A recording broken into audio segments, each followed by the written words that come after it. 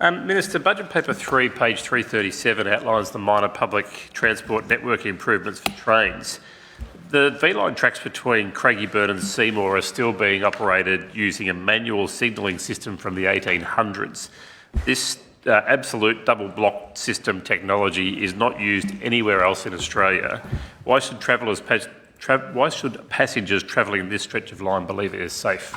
Look, I thank Mr O'Brien for the question, and I have actually visited in person the exact area that you're talking about. I was recently there in Wallan, and as you'd appreciate, the North East line that you're referring to was actually the first line I travelled on as Public Transport Minister, and it, in partnership with the Australian Rail Track Corporation, is going through a major investment. Indeed, we've also committed $235 million to the North East line. So the issue you highlight about the century-old infrastructure, Mr O'Brien, is being upgraded in combination, though, with new rolling stock velocities to go on the North East line. The Border Rail Action Group have written to me about some of these issues. We are intent on addressing them with the Commonwealth.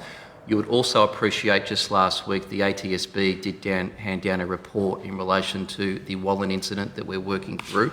So we're committed to making sure that the North East line, which is also, I must say, a shared freight line. I was specifically talking about the Seymour line, the Victorian-owned line, not the ATSB. No, but it is connected to the North East line, the Seymour line, and they do go up through Seymour as well as divert to Shepparton. So you said that there's investment to remove that old signalling system. When will that be completed? Well, this is part of our regional rail revival, and we're hoping to have works completed along that line by the end of this year. And we're, in addition to that, the way it sort of works in transport is you complete the works, and then you add the new services and you add the new rolling stock. Okay, so I'm talking about the Victorian-owned V-line tracks here, Minister. So by the end of this year, that old double block system will be gone. No, we're working through a range of issues, Mr O'Brien. There's the double blocking. There's the additional widening of the stations that's also required for the new... No, I'm just talking about the double blocking. That'll be released, will be gone by the end of this year. We're working towards a range of investments across that, including the double blocking, that has served that local community for many years safely. I've inspected it myself personally and seen it, and we're continuing to make a range of investments along that line. Are you aware of an incident between two V-line trains that occurred on the Melbourne-Seymour line on May 14? I'm aware of every incident I get notified of across the network, whether it's trespassing, whether some of the incidents you're referring to at the moment, Mr O'Brien. Every incident I get notified essentially automatically, and we address it. We put out the bus replacement program. We have our frontline staff, our V-line. We make sure we have strong community members and representations to the union members. We also work very closely with the Australian Transport Safety Bureau. So we make sure, and the Department of Transport... Again, I'm talking specifically about the Victorian-owned part of the line. So on the 14th of May, I understand a V-line train travelling from Melbourne to Seymour ran through two failed or extinguished signals and narrowly avoided a major head-on collision with a passenger train coming from Seymour to Melbourne. Can you confirm this incident is under investigation by the Office of the National Rail Safety Regulator? With all of these incidents, Mr O'Brien, it's a multi-agency approach, and as you'd appreciate, a lot of the... Sorry, can I just get an answer to the question? Are you aware of this particular incident? Yes, we are aware of that incident, not only me, but the department, and above and beyond your question about the Office of the National Safety Regulator, you're also missing out on some other vital rail safety components, including the Australian Track Safety Bureau, as well as other key elements of safety. At the end of the day, the first priority of our public transport system is safety. Every incident, whether it's trespassing, whether it's trains, whether it's going through a level crossing, whether it's signalling, has to be investigated. We work very closely with our road safety partners. We have dialogue with them regularly, and we're about improvement.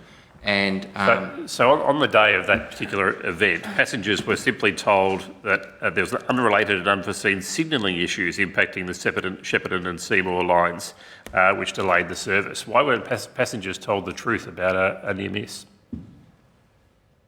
passengers are always told the truth, and we always communicate openly with dialogue. We always try to get information as quickly via the PTV app, the Vic Traffic app. We're always communicating to passengers, and the good thing about V-Line is the conductors, the staff, they know their passengers back to front, and we're always working with our passengers, whether it's the Border Rail Action Group. We're always talking to our local communities. I go out there regularly, talk to local communities and the V-Line staff. Thank you, Minister. Can I move on in the same area? Budget paper 4, page 197 to 199 shows the cost blowouts in the Regional Rail Revival project. But specifically, on the 4th of October 2018, the Shepparton News reported on the government's plans for 9 return services a day for the Shepparton line by mid-2021. Given it's now June 2021, when will the Shepparton line have 9 additional return services a day?